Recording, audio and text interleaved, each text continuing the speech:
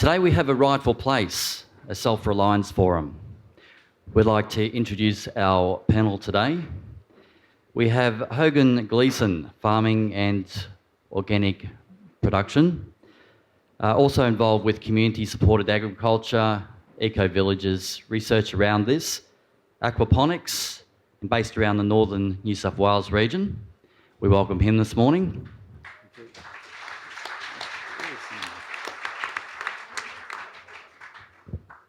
We have Hans-Jürgen, solar physicist, involved in many of the technologies that have manifested themselves throughout the world today. We welcome him.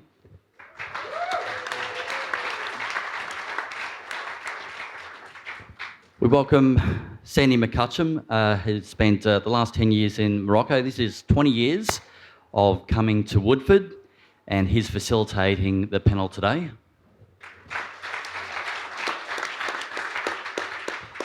We welcome Noel Pearson, land rights activist and history and law graduate of the University of Sydney, and also advisor for the Cape York Partnership. We welcome him as well. Thank you. I'd like to pay my respects to the traditional owners of the land, the Jinibara people, on whose ground we meet once again, and our thanks to them and the custodians of this wonderful land. Noel, let's dive straight in the deep end. Self-reliance would seem a no-brainer. It's a necessity, but there are huge problems. What are the problems? What's the situation currently in remote communities as far as self-reliance goes? Well, up to now in Cape York, we've thought about the whole question of viability.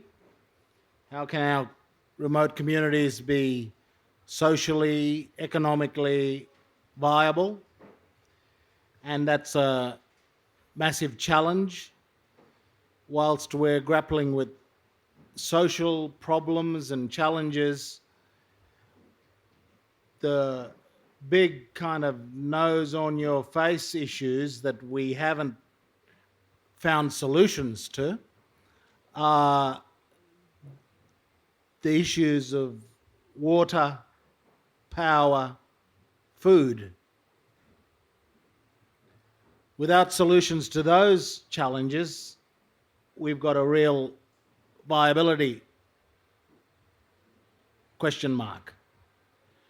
As everyone who's been to or lived in remote areas understands, problems of transport, problems of infrastructure mean that those three issues, water, food, and power, require solutions if communities are to be viable in the long term. So I was very pleased to meet my colleagues here on the stage last year, because they've really provoked our thinking about the future of remote communities, that we very much wish to remain vibrant, wish to prosper in the future. We want Cape York to be occupied by the First Nations, whose homelands it is. But a big practical part of our challenge is what is the subject of today's discussion. It seems to me, Noel, that we have another problem, and that is that the climatic conditions in all of the different remote communities are not the same. Cape York is not the same as Central Desert, so we can't find a one-size-fits-all solution. Yeah, and obviously distance and remoteness and geography is the big factor here, but a lot of the solutions people are really pioneering in different parts of the country, and we've been very keen to see what is working and what the potential is. But certainly the challenges in the Western Desert, for example, are quite very different to the challenges in Cape York. But those fundamental questions about water supply and energy are kind of common issues across a lot of the continent. People will have heard about the debates about the closure of remote communities and governments adopting policies that are basically giving up on remote communities. And we're certainly resistant to that. We believe that there is a future for remote communities, but grappling with these fundamental questions of viability require us to have a look at technology solutions that can make the future of remote communities really hopeful. Jürgen, you've got a fantastic reputation as an eco-warrior, as an eco-hero, and you have travelled around the globe looking at remote and disadvantaged communities. Are there similar problems in all the places you go to, or are there vast differences? Yeah. So what is similar is that they are all living in uncontrolled abundance, I would say it. You know, if you speak about the different climatic conditions in York and Central Desert, one parameter is the same. They have much too much uncontrolled energy. And in this sentence is a hope.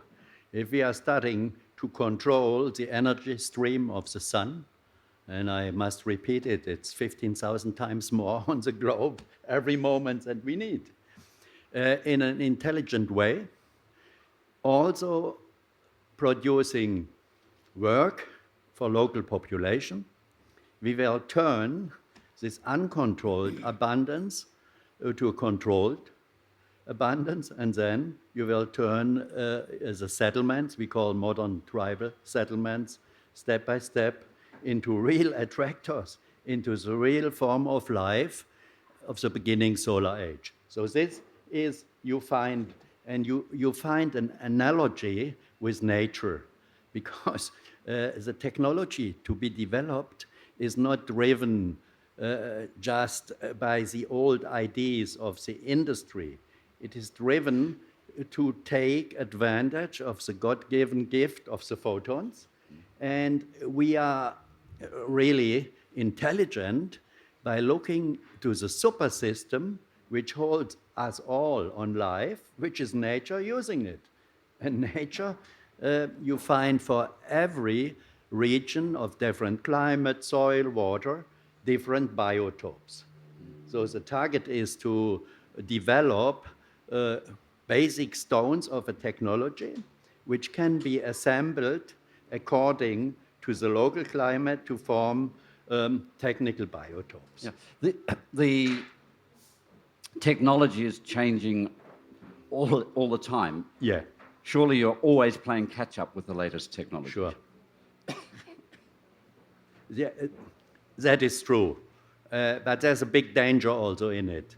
If we think only in futuristic ideas, how in a future distant we will change directly photons without interaction of very complicated semiconductors into electricity or hydrogen, we are simply not doing what we can do now. And that's a good part of the message. For all the problems, which just had also denominated by you, water, energy, cooling, the solutions are there. There are only two types of solution. The one are the solutions which can be only produced in classical high-tech, and a classical high-tech can be defined as the following. You need a huge investment in central production facilities like semiconductor company. You need at least 1 billion to start this. And then you produce small systems you have to buy as a client, and you cannot build yourself. This is classical high-tech. But there is a second class of eco-high-tech we define systems. Some of them you see we demonstrate here, which can be built by the people in need themselves. And normally you would say this is low-tech, but it is not low-tech because the output and the efficiencies are even better in combination than the classical high-tech.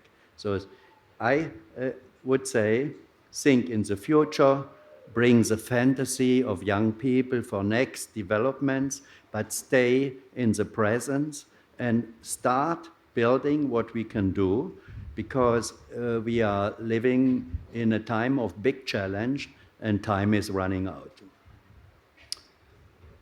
Hogan, can I come to you for a moment on that whole issue of the cost of food? You've looked at this and you're coming up with technologies for producing food in remote areas. Just give us a word portrait of your work. You know, what we're sort of not assuming we're just going to go into a whole range of communities and tell people how to, you know, kind of produce food or do things that they may not want to be. I'm sure that there's a lot of communities that just want to be left to live the way they so choose. You know, and I'd really love to be able to support those communities to choose what is an appropriate sort of level of self-reliance, you know, in order just to do that. And to some degree, that self-reliance to just live how they choose needs a certain level of autonomy from, you know, worrying about food security issues, whether the truck's going to come through next week, and when it does, the cost of the food is just horrific. And so the cost of fresh food puts it out of the reach of a lot of people and leads to problems with diet and so on that don't necessarily need to be there. So the other part about many of our remote communities is that it's a very harsh environment to grow food. Many of the soils are poor, and of course water is a major issue in many places. So we need to look at food production systems that are using low levels of water and are comfortable for people to work in. You know, it's a tough gig, and a lot of the market garden projects and so on that have been developed along traditional lines, traditional agricultural lines in terms of, you know, European agriculture.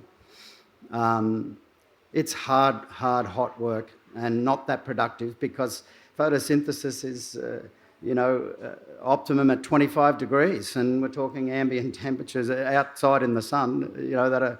So what we're looking at is developing very intensive food production systems that are inside greenhouses, but with very special covers that, thanks to Jürgen and the work that he's been doing, can actually extract the heat out of the wavelength of heat out of the light, but still allow the photosynthetically available range that the plants require. So bringing the temperature down in the greenhouse so that it's much more suitable for growth and also for people to work there. And it's interesting work compared to, you know, sort of out in the old traditional market garden style. And also, you know, the idea is that we're producing protein as well. So the idea is using many of the aquaponics systems that have been developed for 4,000 years. You know, I didn't invent aquaponics or no such...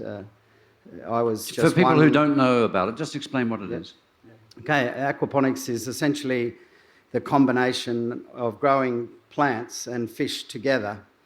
So there is a relationship between the two. When you combine them, you basically use the water that the fish are in, which has a nutrient profile that is, by happy circumstance, a very appropriate nutrient profile and almost complete profile for the plants. So we can send that water up to growing beds within the greenhouse, and the plants then strip those nutrients out, and the microbiology that we encourage in our systems, and then the water can pass back to the fish again.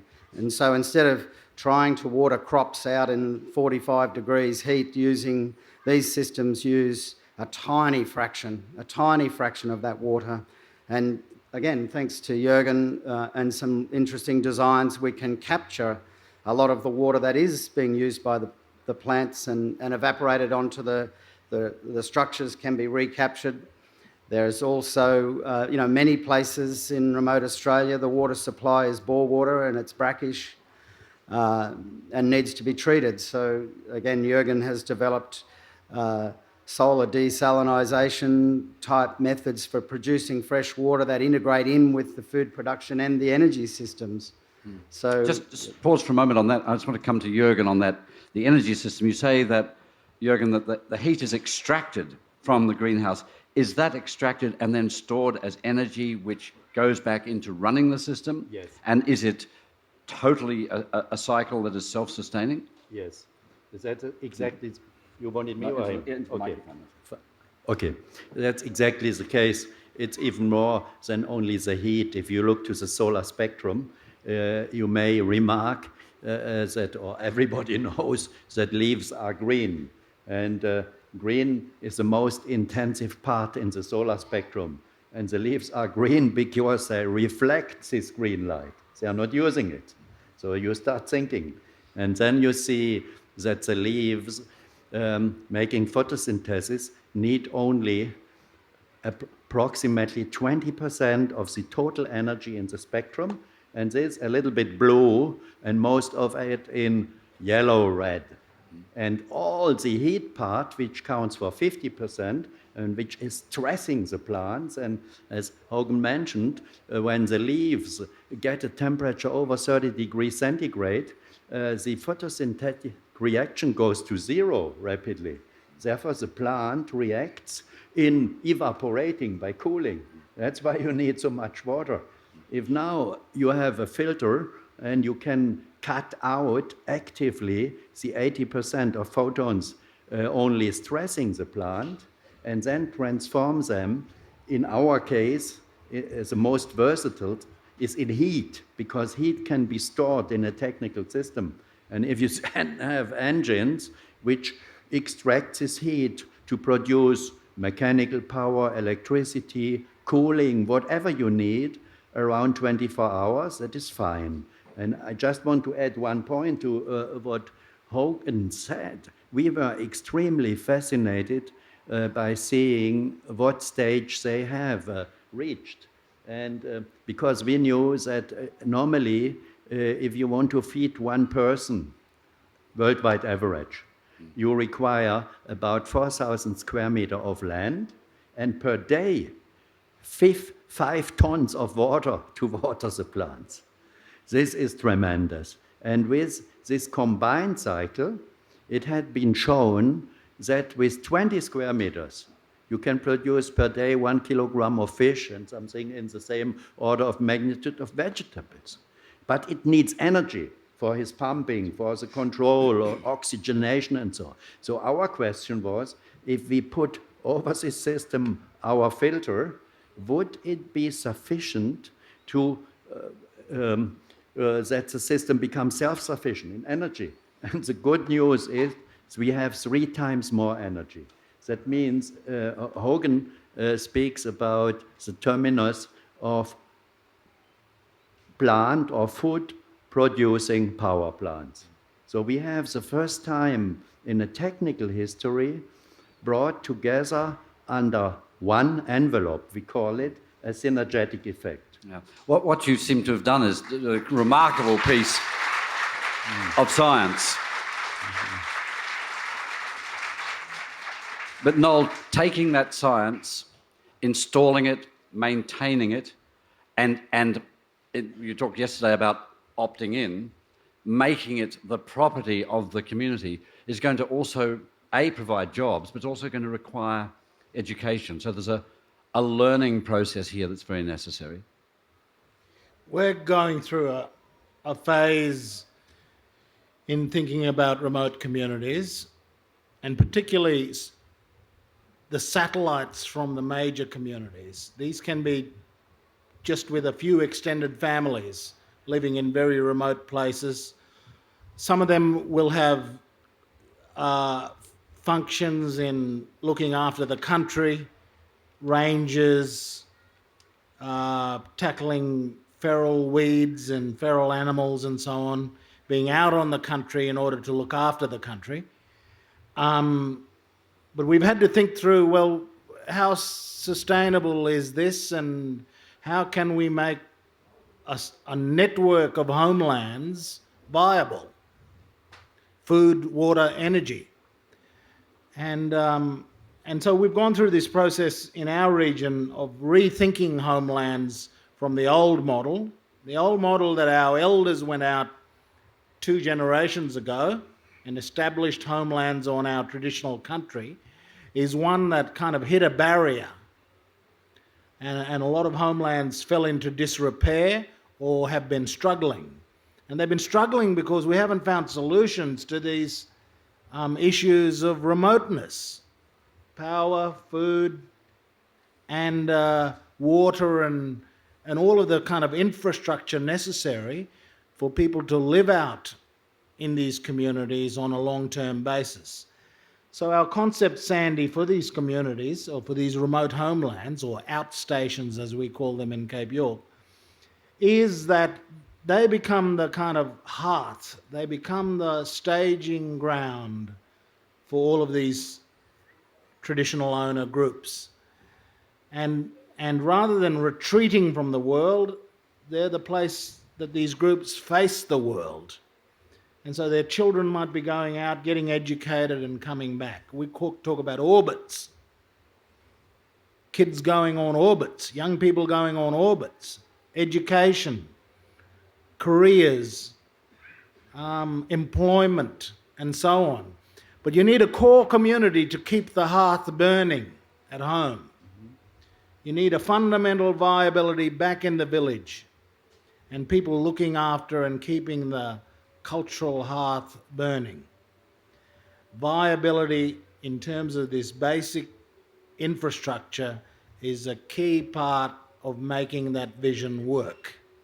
You know, if we don't solve the power problem, then the whole viability of our vision is thrown into question.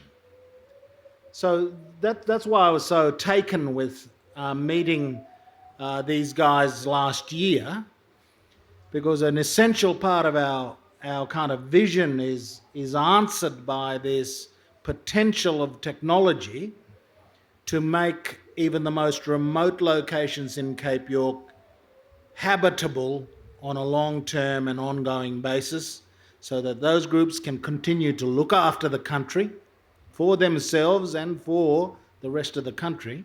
Yep. And the children who are out on orbits always have a home to return to. And of course, there'll always be young Cape York people who choose never to leave home.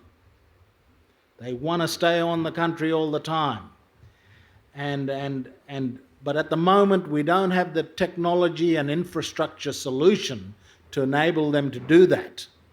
So that's why I was so excited with Bill Horrocks introducing me to these guys last year, and we've been concocting plans to make this technology available in Australia, so that homelands can become viable, and also villages, the large villages. We need, these are all off the grid as well. They're all reliant on diesel, and the costs of diesel are like that for the next 20 years. If we don't have the kind of food production and power and cooling and heating solutions that this technology promises, a large part of our vision can't be fulfilled. Yeah. But it raises the question.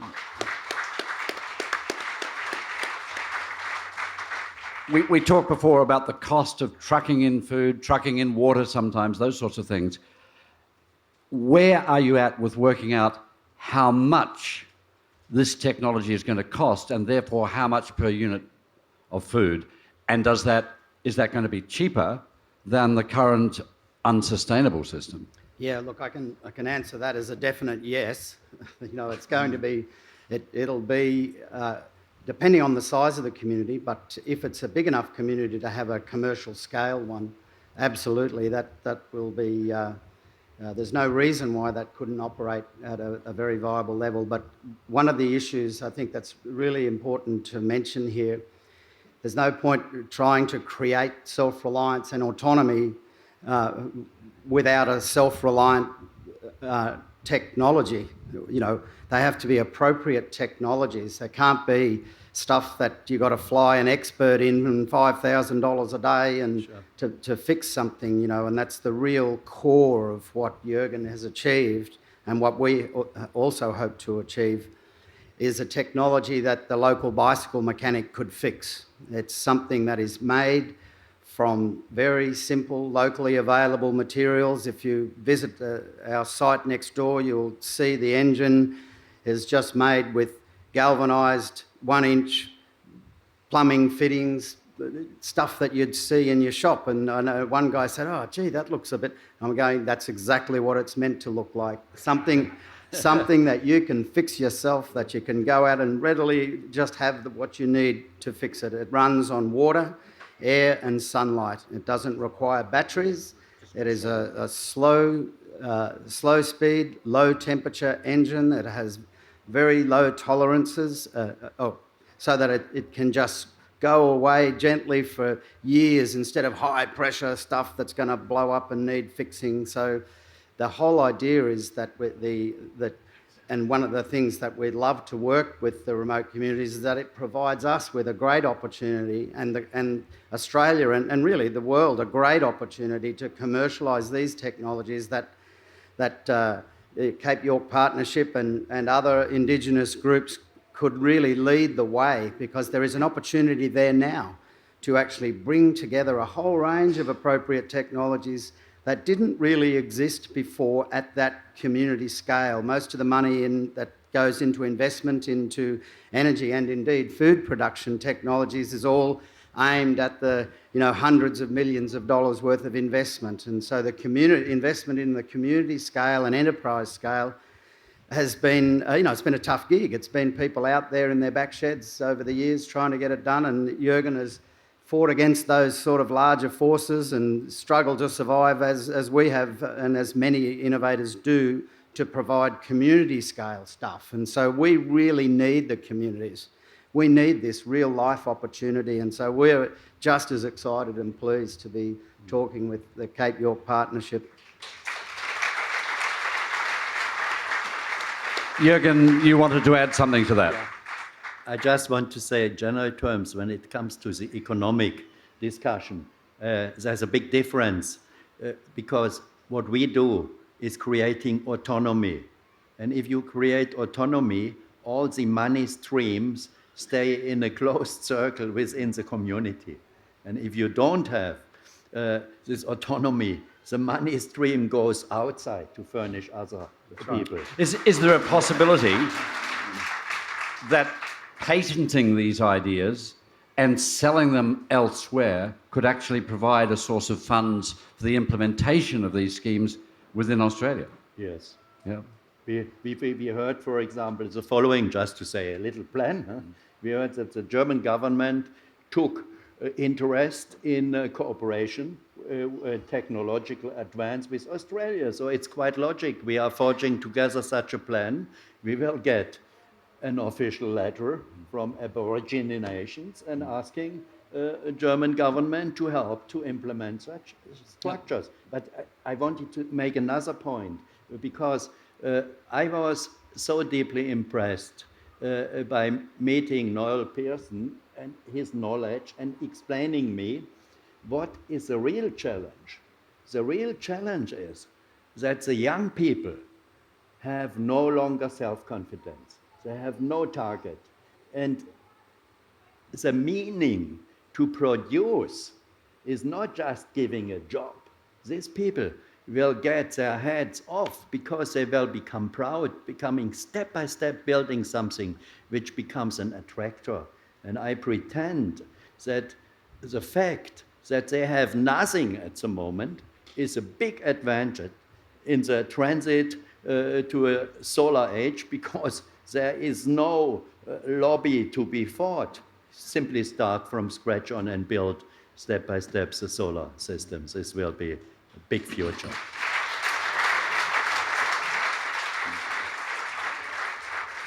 It's extraordinarily exciting, this innovation. Noel, but I wonder, in your excitement about meeting these guys and learning of what they can do you see a problem in scaling it up from the micro experimental level to a realistic size for a community? I mean, there's a lot of ingredients that we have. You know, there's endless. Australia invests so much money poorly in Indigenous affairs, but generally. Yeah. You know, there's just no shortage of work for the dole and training programs galore. And all we're doing with those programs is these companies that run them organise young people to paint rocks. And there's no allocation of all of that effort and all of that investment into something that's productive and that can actually underpin the long-term viability of their community and for them to be engaged in much more productive and interesting and fulfilling work. We think all of the things that we're doing in these communities, there's a lot of ingredients that if we redirected the investment, we could build the kind of scale that you're suggesting is necessary. You know, these villages could become viable once again. And, I really am struck through Jürgen's colleague from Portugal, Sabina, who's with us, I'm really struck with the idea of recreating and revivifying villages. Yeah. You know, where these communities are a real depressing outcome from a failed history of Indigenous affairs. They're like, they don't have the diversity and vibrancy of villages that I knew from years ago. And I think we've got to return, particularly our communities, but I suspect this is a universal challenge. How do we reconstruct villages that are diverse, dynamic, entrepreneurial, and to the greatest degree possible, self-reliant? I grew up in a village that, and now I see my old village turned into some bureaucratic construction called a community. And there's no enterprise, there's no production, everything is brought in on a truck. We're waiting for the barge to arrive. And we don't even know that there's a massive diesel generator down in the corner of the village producing all the power. And the bills are going like this, and the governments are saying we don't want to pay for it anymore. And that's why we want to close you down. So I really think that Sabina's village in Portugal at Tamira is a real inspiration for our remote communities. I really have I think the notion of community has been terribly corrupted by bureaucracy and turned into some kind of, very unnatural thing. And part of the promise of this technology, combined with a new way of thinking about these communities, is to return to the idea of the village and the village raising the children. Hogan,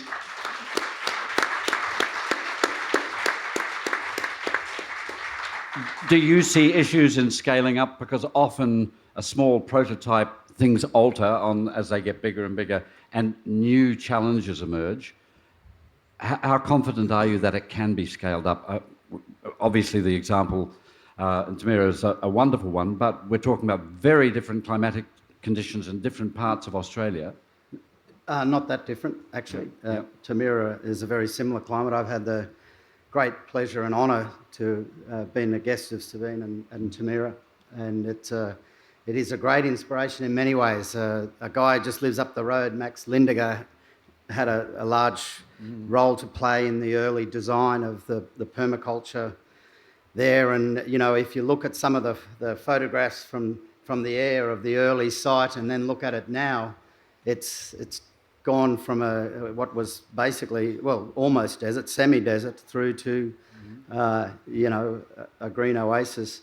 But in terms of answering your question, there are always emergent issues at scale in most things. The beauty of the food production angle is that, aquaponics, for example, has been done for 4,000 years, and it's been done at all scales. The project that I was most recently involved in was a joint venture company we formed to build a fully commercial scale model near Sydney, and it's 5,000 square metres of moving gully and 15 tonnes of barramundi, producing 40 or 50,000 heads of lettuce and herbs and whatnot a week. So, and I run a backyard one in my own shed. So the scale issue with the aquaponics is fine. We've had backyard greenhouses for hundreds of years, and we've had 50 hectares of greenhouse under glass. Half of Spain is under glass. So I think that concern is well and truly met. Some of the issues with scaling up appropriate technology for energy are some of the issues that we'll be looking at, and it's really about breaking it down into what are appropriate technologies. We're not necessarily stuck. We're not selling anything. We're not selling anything. We're wanting to bring together all the appropriate technologies that are available to us to meet the specific requirements of a given situation. So if a larger scale technology is available and cost effective and makes sense, then we'll use it. And so, I think we've reached a time now where the technologies, both for food production and energy, are available to us, and we just need the commitment and the interest from the communities really to assist us to actually bring that package together now. And so I don't have a lot of concerns on that level. But perhaps Jürgen could speak more to the energy. Yeah, thank you. I think if we speak technically, there are very often associated big advantages having a bigger system. I explain the core for autonomy is the storage of the sunshine, so that you have day and night, 365 days, all the energy. And since we store in heat, it's quite evident every heat storage has a volume, and in this volume you have the energy, and it has a surface. So you have the losses. And if you are making bigger linearly a storage, then by laws of nature, the volume is augmenting by the third factor, third magnitude, and the surface only by the second. So that means if we are coming to a village, let's say 5,000 people, just to say it, we have developed a technology which is extremely elegant. We call it hot lake. It's combining water retention lake with energy production and seasonal heat storage. And it makes only sense if we are coming to such dimensions. In other fields, if we look to the engines, for example, you would say, hey, but you explained us just that the largest engine or the highest power in this dimension of an engine is 4 kilowatt. So we need, let's say, 50 kilowatts. Wouldn't it be better if we have 150 kilowatt engines instead of 12.4 or 13.4? It's very doubtful. The moment we become more flexible and we look that we have not constant demand of energy, it's fluctuating. It's very intelligent to have different smaller systems you can add or subtract, and also you have more redundancy. If some engine fails, you still have the others. So there are more advantages in getting bigger than disadvantages. Right. The other issue, I'll come to questions in just a moment. We have a roving mic, I hope. Yeah. One of the other questions that someone said to me when I was talking about this tribal technologies idea is they said, but what about the carbon footprint of the actual construction and the running? Yeah. Yeah. This is I will repeat it. Since we developed solar technology, and this is since 1970, we had one guiding idea. Let's take a reflector to make an example. If you want to reflect and concentrate sunlight, you can build what we call battleship technology. So you need tons of steel and thick mirrors of glass, and you need a high gray energy to produce it. And it will take a long time before the system itself has produced in photonic ways the same amount of energy. But if you look to physics, already 20 nanometer mirror, if you could build it, is sufficient to reflect completely light. So the consequence is, if you think like this, you are going to go in lightweight structures. In this example, we invented membranes, we metallized them, we formed them under air over or under pressure to parabolic mirrors. By this way, we got not to 20 nanometers, it's not possible. We are 200 micrometer, but we need about 20 times less energy to produce this and with conventional system. Same thing if you go into the greenhouse covers. They are very thin and nevertheless resistant to storm. So we can say in general terms that the payback time of the system defined how long does the system take to produce the same amount of energy it was needed is in the range, in a sunny country like here, in the range between some months and maximum 1 year, which Wow. is very good, yes. Right, we have a mic. If you just put your hands up, and please, can I just stress, no statements, just a question, please. Down the front here.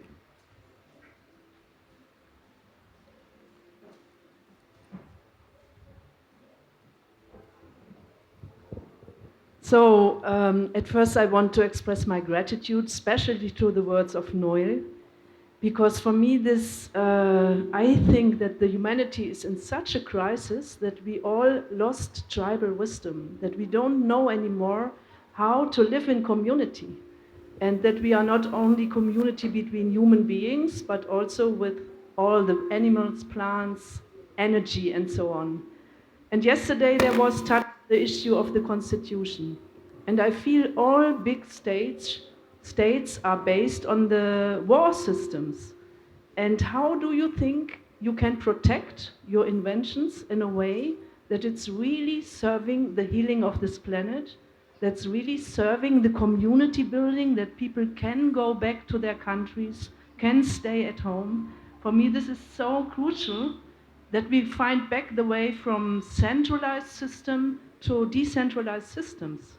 Because my feeling is this planet will not survive if not the first inventors use kind of ethic guidelines. Yeah. I'd like to respond. Yeah, so my personal position is the following. The creator has given free will, freedom. So sorry. I was in a wrong ship. I thought you were. I did. Ian Lowe. No, we're all conscious that your ancestors worked out of tens of thousands of years how to get water and food and fibre and pharmaceuticals from country. Is the basic problem that knowledge has been lost through dispossession and... You wanted feedback, you got it.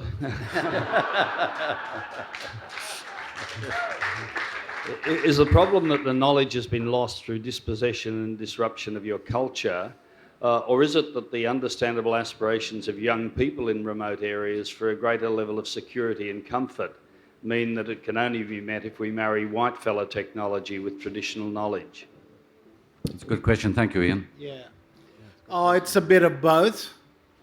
But the kind of outlook that we have now, and might I say that I encourage the team here to talk about modern tribal technologies, modern, Our concept of outstations and homelands is outward looking. It's not turning your back on the world and retreating to some Arcadian past. It is facing the world with all of its challenges, problems, and so on, and the dreams of our children to engage with that world, but understanding that, there will always be a majority of our people who want to stay home or who will at some point want to return home. And I'm seeing that more and more in Indigenous communities in the Torres Strait and other places where people who've gone out into the world are coming back to the centre of gravity back home. And so this idea that homeland should be a place where we look out at the world, we engage with it in the way we choose, but a fundamental part of our viability into the future is preserving our village and our staging post and creating opportunities for production locally rather than being reliant upon imports from the outside. Sure. I cannot see that the possession and occupation of a region such as Cape York, which is bigger than the state of Victoria, that we've now got the land title, but in order for us to repossess the country, we're going to have to do it on a modern footing. And that's why I'm so engaged with some of these technology ideas for doing that. Thank you. I just want to say thank you to all of our uncles for the knowledge that you're bringing to us. So much of what you know is gobbled up by industry and taken away from the collective knowledge. Aboriginal communities that thrive are an existential threat to the modern industrial system. What can we do as people who live in big cities to best support fostering those Aboriginal communities? I think that's a question for Noel, perhaps, Well, or perhaps not. I mean, I think I think Sean Gordon, my colleague from Darkinjung, explained that the total quantum of investment that goes out in the name of Indigenous affairs is $30 billion per year.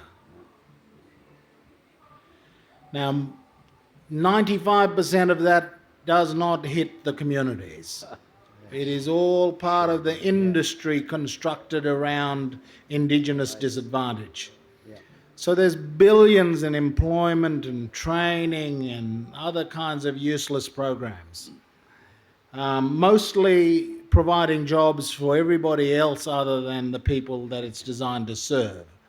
And the challenge for the Australian public is to say, well, shouldn't we be getting a better return from $30 billion? And rather than an industry feeding off disadvantage, why isn't that effort enabling communities to be reconstructed so that they can solve some basic infrastructure challenges to do with food and energy and work, interesting work. At the moment, the Indigenous affairs, there's American companies, multinational companies that run employment programs today in remote communities, supervising people painting rocks. That is the extent to which the industry around disadvantage has gone completely out of control.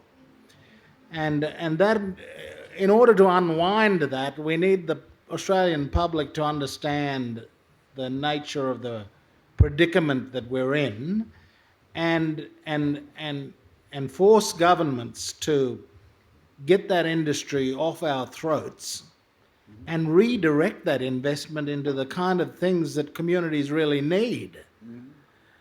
That's the kind of one answer I have to your question. Hello there.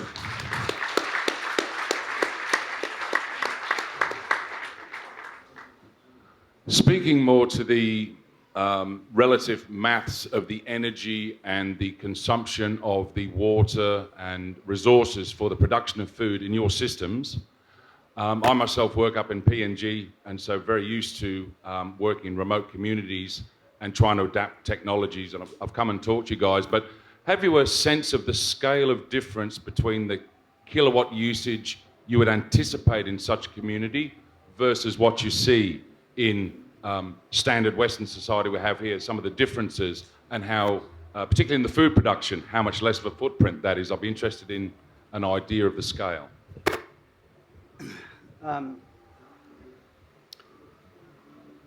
Well, I guess providing that we solve the energy question, which of course is the biggest part of the actual footprint on the ground. But if you are to compare, for example, the footprint of commercial food production and distribution in Australia, it has a carbon footprint of something between 30 and 50% of all the carbon emissions and subsequent climate change problems. And 90% of that 30 to 50 is in refrigerated transportation. So just by the mere fact of doing it locally, you're already improved your footprint beyond measure. And in terms of embedded energy, of course, we're looking to lightweight fabrics and as much as possible reducing aluminium and those sort of high energy input type products. So, but the fact that it is, they're basically food producing power stations. So they will eventually, well, not eventually, within a reasonably short period, produce more energy from the sun than the original energy that is embedded in their construction and so on. So does that answer the question in broad terms? And of course, we could get into some detail if you want to see us after. Jürgen, you wanted to add something? Yes, I want to add something because there is a definite possibility to have a more intelligent usage of energy in villages than in towns. Let me explain. We have a monoculture of energy which is called electricity in towns. Therefore, I was very astonished when we got the numbers from the model settlements, Bolgo, or in Bolgo. They need, I think it was 150 kilowatts, don't nail me down. And then I looked for what? So about 30% was for cooking. Of course, you can cook with electricity. About 30% was for air conditioning. Then a big part for warms, for warm water. And a little part, really small, 15%, electricity computers. So you understand completely. The electricity I wouldn't run as a computer with a Stirling engine, a heat storage. But if I have a heat storage, and I know that I have a temperature provided by the sun in the range of 200 degrees in my storage, and it's very easy not only to say, but to demonstrate that you directly use part of the stored heat to let it go through double plate heat exchangers, and you could as comfortable day and night as on electricity. But if you look then what had been planned in photovoltaics, it was simply 30% of a very large surface of some 1,000 square meter only for cooking. And now you look, if you do it like this, you are much better off. For the cooling, the same thing. The conventional thinking, okay, I need air conditioning day and night, or cooling. So what I have to do is to put a PV system on the roof, and since the sun is not shining nighttime, I need a very expensive battery system. And if you look at the costs, it's tremendous. And not to go too much in details, but we can solve this much better. We take a much smaller photovoltaic system, we let run our engine reversively as cooling engine, we build a cooled storage, and we economized already 15 to 20%. And this is not possible in towns. That's what I meant when you have to change the paradigm existing industry to solar. It's very difficult in existing infrastructures, but it's a big chance to go where it's just a diesel generator, you get rid of it and do it the right way. Yeah. We've got time for one last question. Thank you. Great stuff, Hogan and Hans. It's really good to see the work over here. I know you've been working on this for a long time, Hogan, so great to see some real traction getting. My question is on the next phase, because I work with farmers and in food distribution, and the hardest, or the biggest issue for us, and you may have advantages in remote communities, Noel, is transitioning people across to a healthy diet. So the stuff that this, and even in well-educated white parts of Australia are so entrenched into junk food or cheap food.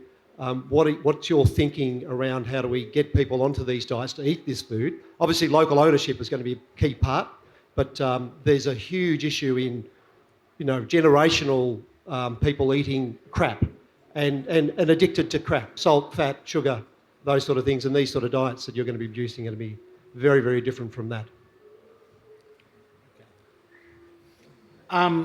We're grappling with that, and one of the concepts we have is red box, green box, which is to provide to families a box of veggies and box of fruit and with automatic payment systems. We want to stock the box with produce coming from down south on the truck. But we also want to see if local growers can produce as much local produce to put into the box. With small communities, you need to guarantee the producer that there's a buying desk that's going to take all your product. And that's a challenge in a place like Arrokoon, Hopevale, Lockhart River, or whatever. If you're going to get people growing tomatoes, they want to be able to sell them to somebody, and they want a guaranteed buyer. So our red box, green box idea is about saying to producers there is a guaranteed buyer. You go to that desk and they will pay you something for your produce. Of course, the big challenge for local production is that we've got the old market garden frying under the sun and all of the challenges with, anybody familiar with remote communities, market gardens are gone like that. I think we're into version 55 in my home community. So that's why we're so interested in the idea of Hogan's food production linked with this power solution. But my answer to your question about the diet change is that come day 5, the broccoli's the last thing in the box. And you might have to have a go at it.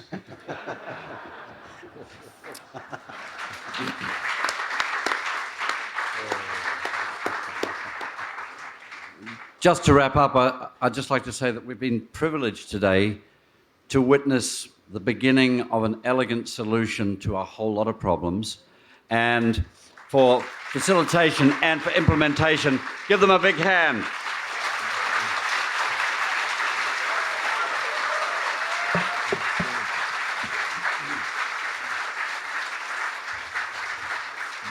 Thank you very much. Have a wonderful rest of the day.